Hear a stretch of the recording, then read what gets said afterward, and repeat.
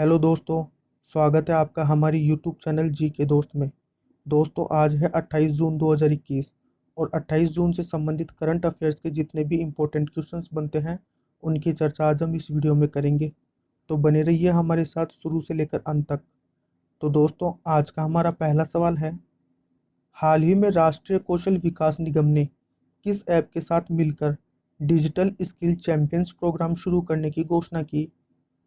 आपके ऑप्शन है, option A Telegram, option B WhatsApp, option C Facebook या फिर ऑप्शन डी इंस्टाग्राम। राष्ट्रीय कौशल विकास निगम ने किस ऐप के साथ मिलकर डिजिटल स्किल चैंपियंस प्रोग्राम शुरू करने की घोषणा की? तो इसका सही जवाब हो जाएगा ऑप्शन बी व्हाट्सएप। तो दोस्तों इस सवाल से जुड़े हुए महत्वपूर्ण बिंदुओं को भी देख लेते हैं। इस प्रोग्राम का मुख्य उद्देश्य भारत के युवाओं को डिजिटल कौशल पर प्रशिक्षित करना है ताकि उन्हें रोजगार के लिए तैयार किया जा सके। डिजिटल स्किल चैंपियंस प्रोग्राम का मुख्य उद्देश्य क्या है? भारत के युवाओं को डिजिटल कौशल पर प्रशिक्षित करना है ताकि उन्हें रोजगार के लिए तैयार किया जा सके। चूंकि अब दोस्तों व्हाट्सएप की बात चली है तो व्हाट्सएप से संबंधित कुछ महत्वपूर्ण बिंदुओं को भी जान लेते हैं। व्हाट्सएप की स्थापना वर्ष 2009 में हुई थी। ये इंपॉर्टेंट पॉइंट है दोस्तों, आपको पता होना चाहिए कि व्हाट्सएप की स्थापना वर्ष 2009 में हुई थी। व्हाट्सएप के वर्तमान सीईओ विल कैथकार्ट हैं।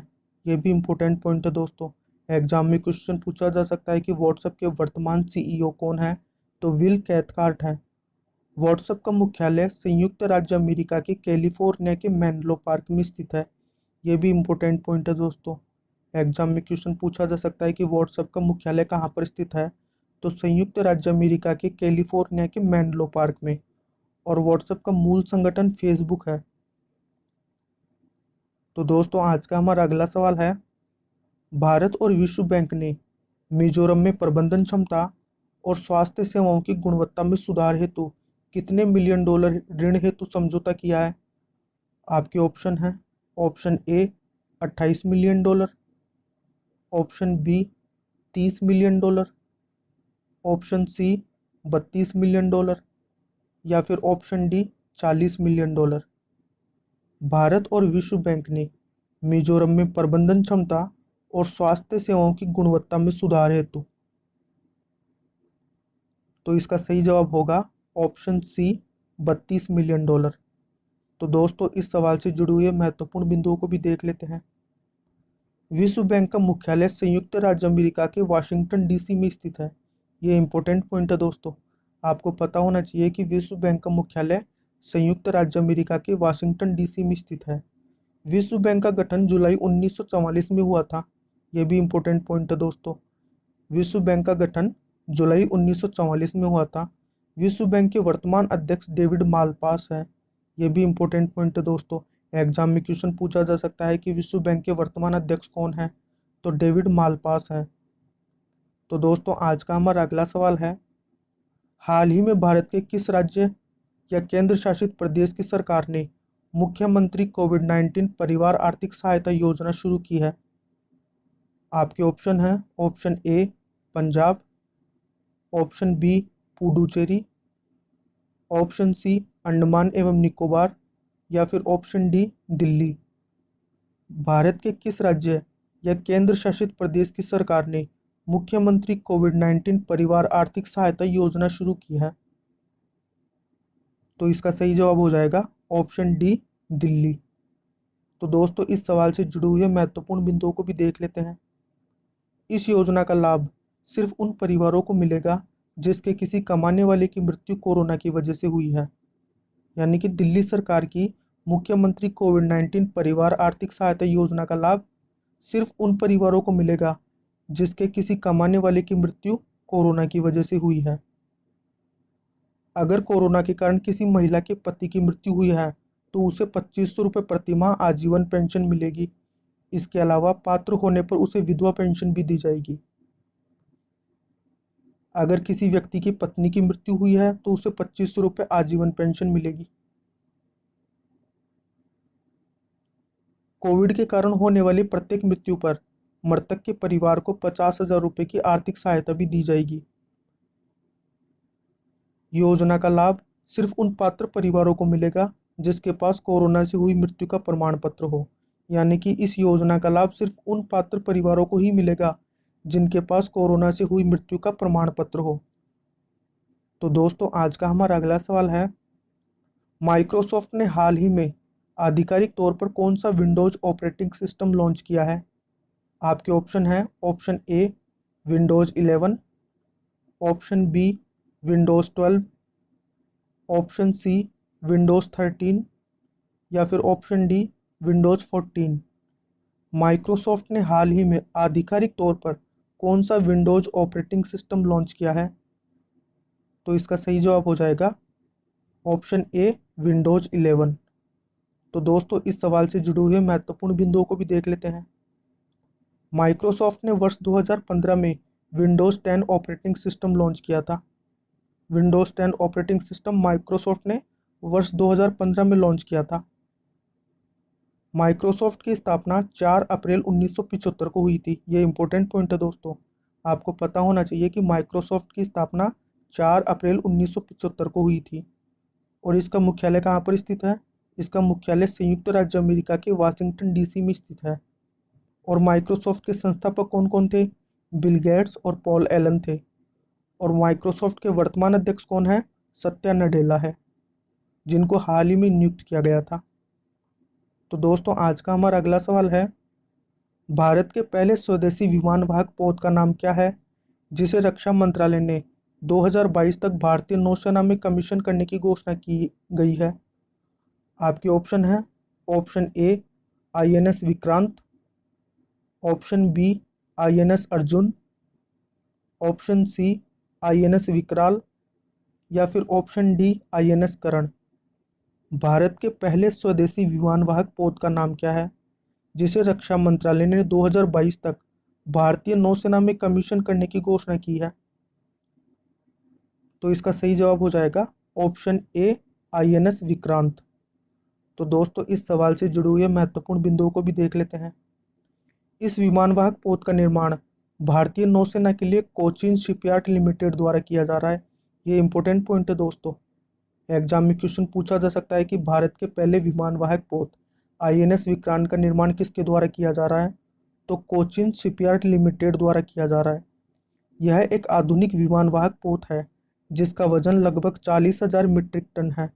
ये भी इम्पोर्टेंट पॉइंट है दोस्तों, आपको पता होना चाहिए कि इसका औसत वजन 40,000 मीट्रिक टन है। इसे IAC फर्स्ट के नाम से भी जाना जाता है।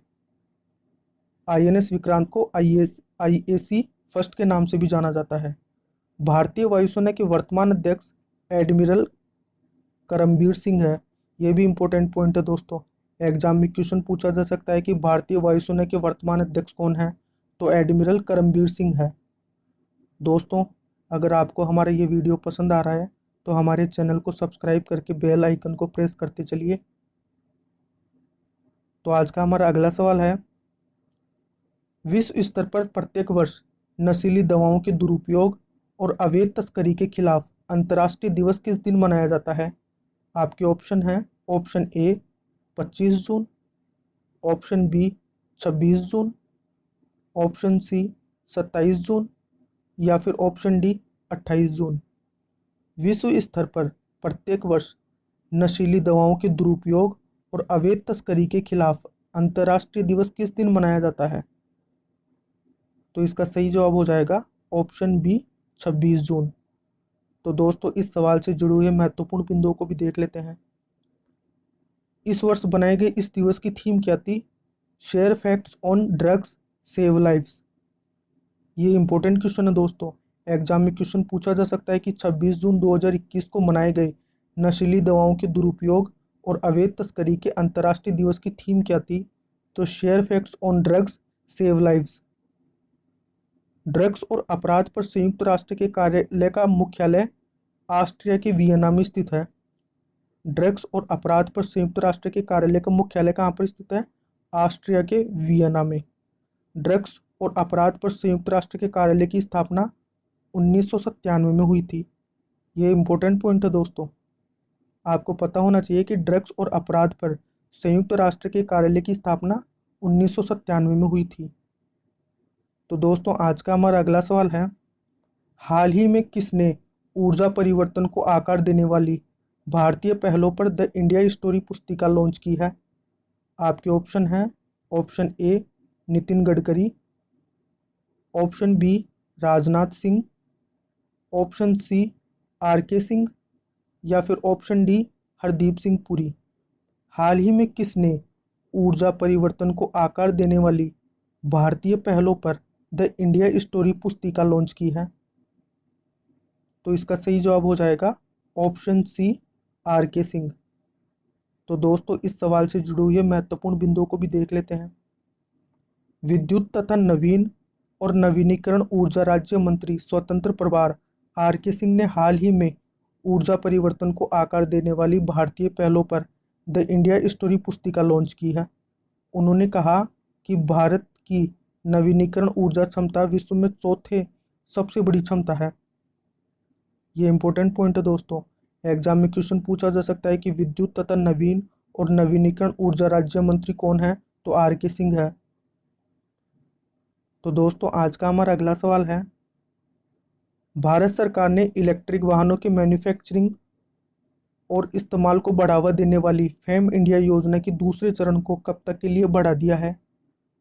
आपके ऑप्शन है, ऑप्शन ए 31 मार्च 2022 तक, ऑप्शन बी 31 मार्च 2023 तक, ऑप्शन सी 31 मार्च 2024 तक या फिर ऑप्शन डी 31 मार्च 2025 तक। भारत सरकार ने इलेक्ट्रिक वाहनों के मैन्युफैक्चरिंग और इस्तेमाल को बढ़ावा देने वाली फेम इंडिया योजना के दूसरे चरण को, तो इसका सही जवाब होगा ऑप्शन सी 31 मार्च 2024 तक। तो दोस्तों इस सवाल से जुड़े हुए महत्वपूर्ण बिंदुओं को भी देख लेते हैं। सरकार ने पर्यावरण अनुकूल वाहनों को बढ़ावा देने के मकसद से फेम इंडिया योजना 2015 में शुरू की थी। ये इंपॉर्टेंट पॉइंट है दोस्तों, एग्जाम में क्वेश्चन पूछा जा सकता है कि भारत सरकार द्वारा फेम इंडिया योजना की शुरुआत किस वर्ष की गई थी? तो 2015 में। हाल ही में फेम सेकंड की सब्सिडी में संशोधन किया गया है, जिसके तहत इलेक्ट्रिक वाहनों पर मिलने वाली छूट को बढ़ा दिया गया है। सरकार ने इसमें मिलने वाले लाभ को 15,000 रुपये प्रति किलोवाट कर दिया है, जो पहले 10,000 रुपये प्रति किलोवाट था। यह भी इम्पोर्टेंट पॉइंट है दोस्तों। तो दोस्तों आज का हमारा अगला सवाल है, US India strategic partnership forum द्वारा आयोजित वैश्विक निवेशक गोलमेज सम्मेलन में भारत का प्रतिनिधित्व किसने किया? आपके ऑप्शन हैं, option A Nitin Gadkari, option B Rajnath Singh, option C Nirmala Sitharaman या फिर option D Piyush Goyal. US India strategic partnership forum द्वारा आयोजित वैश्विक निवेशक गोलमेज सम्मेलन में भारत का प्रतिनिधित्व किसने किया? तो इसका सही जवाब हो जाएगा ऑप्शन सी निर्मला सीतारमण ने। तो दोस्तों इस सवाल से जुड़े हुए महत्वपूर्ण बिंदुओं को भी देख लेते हैं। इस सम्मेलन के द्वारा निर्मला सीतारमण ने भारत में निवेश करने को लेकर चर्चा की। निर्मला सीतारमण वर्तमान में भारत की वित्त मंत्री है। ये इंपॉर्टेंट पॉइंट है दोस्तों, आपको पता होना चाहिए कि भारत की वर्तमान वित्त मंत्री कौन है? निर्मला सीतारमण। तो दोस्तों आज का हमारा अगला सवाल है, हाल ही में किस भारतीय अभिनेता को नारकोटिक्स कंट्रोल ब्यूरो एनसीबी का नया ब्रांड एम्बेसडर बनाया गया है? आपके ऑप्शन है, option A Akshay Kumar, option B Salman Khan, option C Pankaj Tripathi या फिर ऑप्शन डी शाहरुख खान। किस भारतीय अभिनेता को नारकोटिक्स कंट्रोल ब्यूरो एनसीबी का नया ब्रांड एम्बेसडर बनाया गया है? तो इसका सही जवाब होगा option C Pankaj Tripathi. Thank you for watching this video दोस्तों। आपको आज का हमारा ये वीडियो कैसा लगा हमें कमेंट करके ज़रूर बताएं और हमें इंस्टाग्राम पर भी फॉलो कर लेना। मिलते हैं एक और नई वीडियो में, तब तक के लिए बाय एंड टेक केयर।